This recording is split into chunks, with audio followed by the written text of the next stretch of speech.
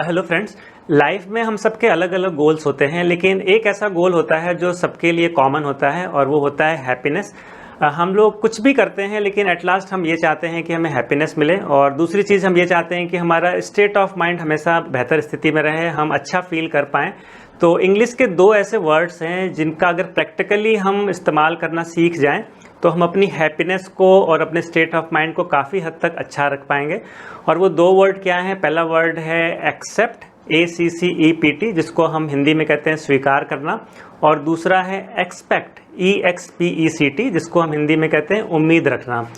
तो आपने कई बार रिलेशनशिप में देखा होगा, संबंधों में ये चीज़ देखी होगी कि कई बार हम अपने आप को एक्सेप्ट कर लेते हैं। मतलब हमें लगता है कि हम जैसे हैं वैसे बहुत अच्छे हैं, लेकिन हम सामने वाले से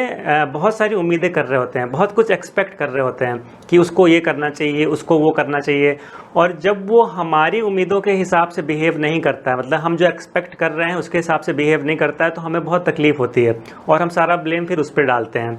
और सामने वाला भी यही चीज़ कर रहा होता है, सामने वाला भी खुद को एक्सेप्ट किया रहता है और हमसे उम्मीदें कर रहा होता है, हमसे एक्सपेक्ट कर रहा होता है कि उनको ये करना चाहिए, उनको वो करना चाहिए। इस स्थिति में हम हमेशा देखेंगे कि ये जो रिलेशनशिप है कभी भी एक हेल्दी संबंध नहीं बन पाएगा और हमेशा तकलीफ देगा, और हमेशा हमारी हैप्पीनेस को प्रभावित करेगा और हमारे स्टेट ऑफ माइंड को प्रभावित करेगा। अगर इस अप्रोच को थोड़ा सा चेंज करते हैं और हम ये सोचते हैं कि हम सामने वाले को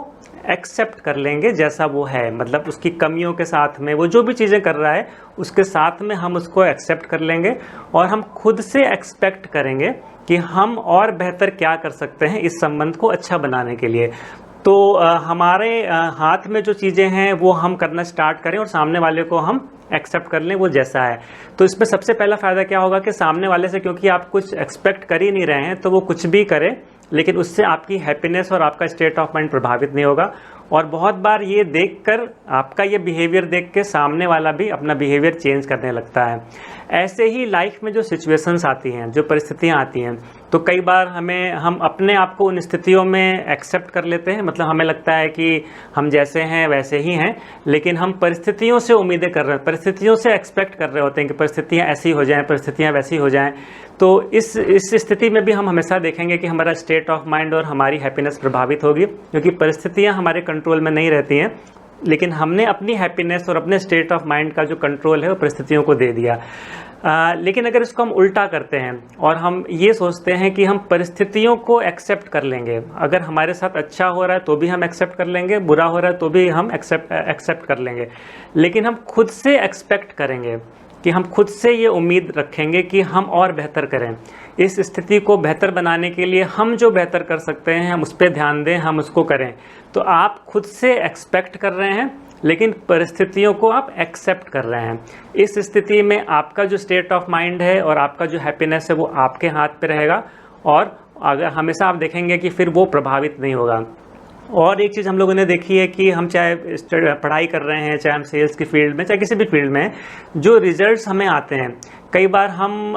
उससे बहुत हमारी उम्मीदें रहती हैं, हम वहाँ पे एक्सपेक्ट कर रहे होते हैं कि रिजल्ट ऐसे आने चाहिए, रिजल्ट वैसे आने चाहिए, और हम अपने ऊपर ध्यान नहीं दे रहे होते हैं। यानी कि हम अपने आप को हम एक्सेप्ट कर लेते हैं लेकिन हम रिजल्ट से एक्सपेक्ट कर रहे होते हैं। यहाँ पे भी हम हमेशा देखेंगे कि हमारा जो स्टेट ऑफ माइंड है, हमारा जो हैप्पीनेस है वो प्रभावित होगा। लेकिन अगर यहाँ पे भी हम उल्टा अप्रोच लेते हैं और हम ये सोचते हैं कि हम रिजल्ट्स को एक्सेप्ट कर लेंगे,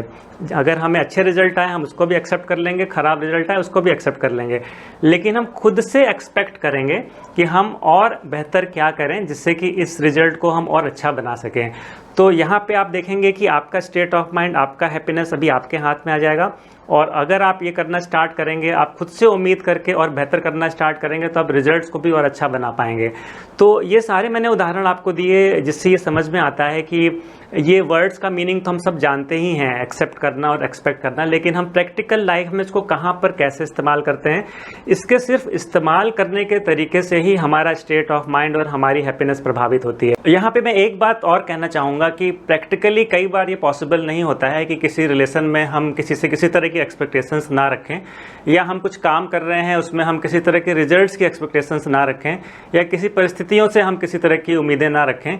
लेकिन अगर हम इस चीज़ को प्रैक्टिस करते हैं तो अपनी एक्सपेक्टेशंस को एटलीस्ट हम उस लेवल पे ला सकते हैं जहाँ पे वो हमारी हैप्पीनेस को और हमारे स्टेट ऑफ माइंड को प्रभावित ना करें। इसके अलावा अगर हम किसी लीडरशिप पोजीशन पे हैं या हम किसी को कोचिंग दे रहे हैं या हम किसी को मेंटरिंग दे रहे हैं तो वहाँ पे कई बार किसी से एक्सपेक्टेशंस रखना एक पॉजिटिव इफेक्ट भी डालता है। बहुत बार बहुत सारे लोग होते हैं जो सिर्फ इसलिए अच्छा परफॉर्म करते हैं क्योंकि उन्हें किसी की एक्सपेक्टेशंस पे खरा उतरना होता है। लेकिन इस कंडीशन में ये बहुत इंपॉर्टेंट है कि आप इमोशनली बहुत बैलेंस होने चाहिए, क्योंकि हर बार हमारी एक्सपेक्टेशंस जो हम किसी से रख रहे हैं वो पूरी नहीं होती हैं। कई बार वो अच्छा परफॉर्म करेगा, कई बार अच्छा नहीं परफॉर्म करेगा, लेकिन अगर आप इमोशनली बैलेंस नहीं हैं और जैसा मैंने कहा कि उन चीज़ों को एज इट इज़ एक्सेप्ट नहीं करते हैं तो आपके बिहेवियर में वो चीज़ दिखेगी और आप उस वजह से आप अच्छा कोचिंग आगे नहीं कर पाएंगे और आप एक अच्छे कोच और अच्छे मेंटर नहीं बन पाएंगे। तो ये बहुत ज़रूरी है कि अगर हम कोचिंग दे रहे हैं, मेंटरिंग दे रहे हैं तो हम इमोशनली बैलेंस होने चाहिए। इस चीज़ को हम लोग किसी और वीडियो में डिटेल में समझेंगे कि कैसे हम इमोशनली बैलेंस रखते हुए